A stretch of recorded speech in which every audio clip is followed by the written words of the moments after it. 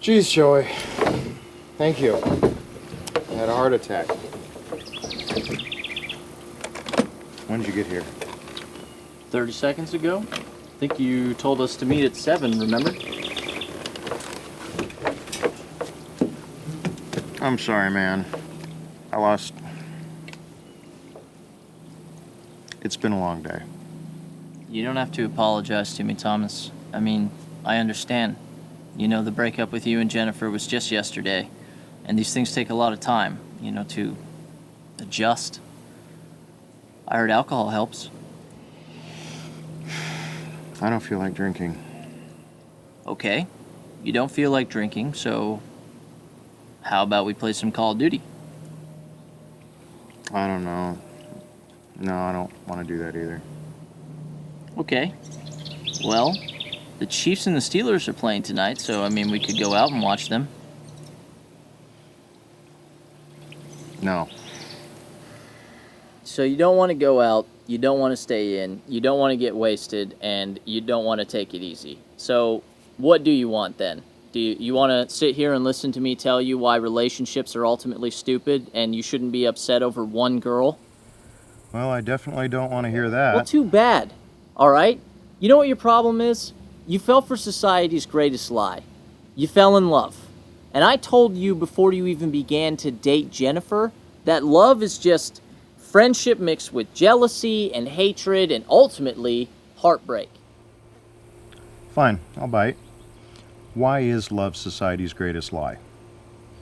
From the day that you are born until the day that you die, you are taught one thing above all else, and that is that they're out there in the, wide waking world is someone that is going to, complete you, their other half, their soulmate, that you're going to find this person when you're an adult and you're going to fall in love, and then when you have kids and you get your job and you get your house with the white picket fence and all of that crap, all of that is just extra. Real life doesn't begin until you find that person. What are you getting at? Humor me for a second and imagine that you are a young boy growing up in a town that has a world-renowned bakery, okay? So every single day, from the time you're born through adulthood, you're told that at least once in your life, before you grow old and die, you have to visit this bakery. And so eventually the day comes that you walk into the store and you go up to the counter and you buy your goods. But on the way home, you're thinking, I'm not sure about this purchase. I'm not sure that this is going to make me happy. I'm not sure I'm satisfied. And you get home and you realize that 50% of everyone that's ever walked in that door has also been dissatisfied with the service that they received or with the goods that they bought. And so you get to thinking that, hey, maybe I went about it the wrong way. Maybe if I give it a second chance, I'll make a better purchase this time. So when you go back into the store and you buy it, you walk home and you find out that 62% of all the people that visited the bakery a second or a third or a fourth or a fifth time, all of them are unhappy. And so then you start to wonder why we ever hyped up the bakery in the first place, why we ever made it out to be something that was so important. And you realize for the first time in your life that it was all bullshit. I take it you don't want to get married. All right, look, man, if I'm part of that lucky small percentage of people that actually manage to find a successful relationship and marriage, then of course I'm going to accept that. But I'm just saying that I don't like my chances, and I'm not going to structure my life around that.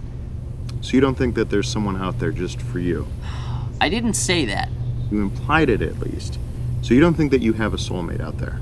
To me, there's a difference between someone out there for you and soulmate.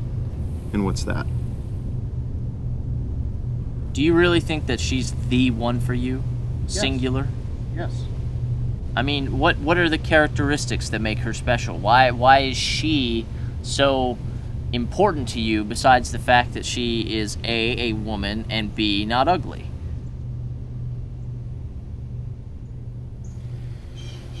She's smart. She's funny. Fun to be around. It wasn't just that she was pretty, and that it worked physically. It was that I always look forward to seeing her. There was never a moment where I was like, I gotta spend time with my girlfriend. The amazing thing about Jen is I could describe her in 2 words. Not boring.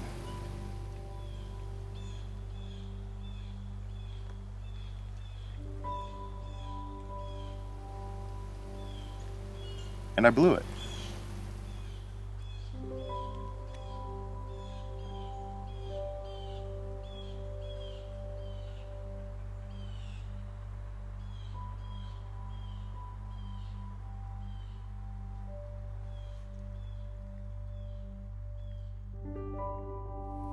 Thomas, I know that it's hard to talk about Jennifer, and I know that, you think that she's the only woman in the world that possesses those characteristics, and you think that she's your soulmate, and I'm here to tell you as a friend that I can prove mathematically that you're wrong, okay? So, the idea and concept of a soulmate is that for every one person out there in the world, there is another person that completes them romantically. Now, that's a totally ridiculous fantasy. We know that soulmates aren't a thing because we don't pair off one-on-one. That just doesn't happen in our society. I mean, most people don't get married, and the ones that do, half of them end up unhappy and they leave. It's much more reasonable to say that there is someone out there for you. That's a much more relatable concept because, yeah, I can agree that there's probably thousands of women out there that I could at least tolerate for several decades, or that could tolerate me for several decades, if not a lifetime. And I don't think that that's unreasonable to say, but I do think that it's completely ridiculous and mathematically impossible to believe in the concept of a soulmate. There's no one perfectly out there for you, and Jen is not the perfect woman for you. Here's the flaw in your logic, Joey. You're trying to break down love into a science. You're using math and numbers to make your point, and it just doesn't work that way. I mean, love is a science. It's literally a chemical reaction in your brain. It's like a drug. It grips you and it overwhelms you and it pumps you full of good thoughts and sensations, and you feel like you can never, ever be without it. And then, once you are, you're miserable.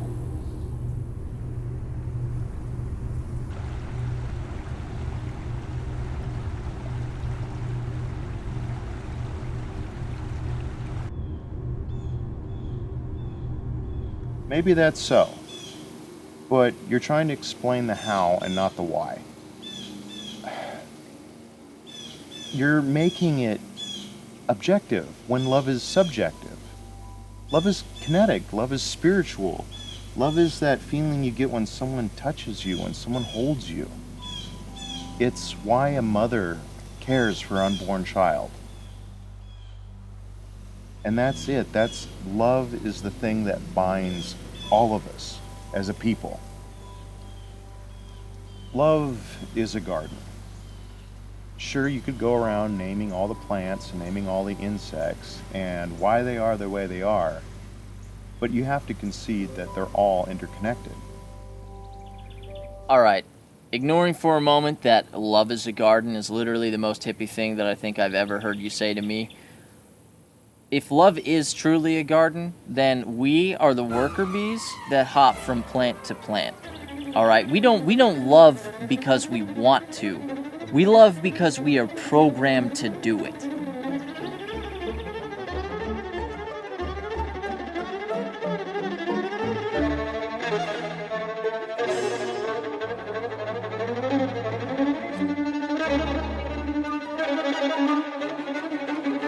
No, I don't believe that.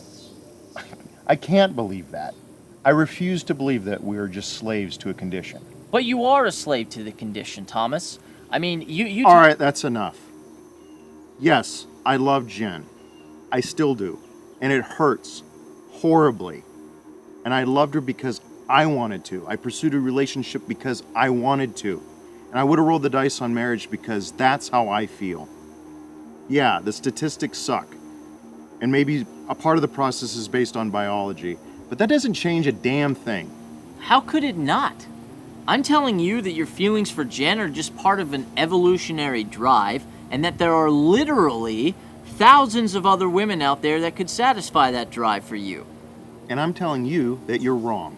Love isn't that simple. and you know it. You just don't want it to be that simple because you want to believe that all of your pain is for some other reason than a psychological addiction. You know how I know you're wrong? You're the biggest jerk I know. And yet I still love you. In some awful, twisted way.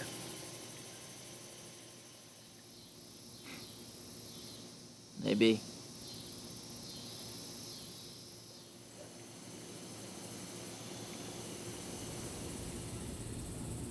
It's getting pretty dark. Sure you still don't want to go catch that Chiefs game? You know, that's probably the smartest thing you've said all day.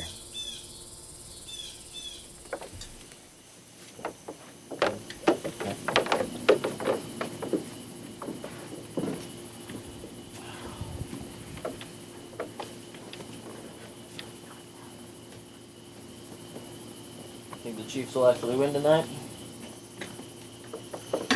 That's a good question. Maybe we can debate the philosophies of sports fandom. Sure, that would be a compelling argument. You're telling me being a football fan is like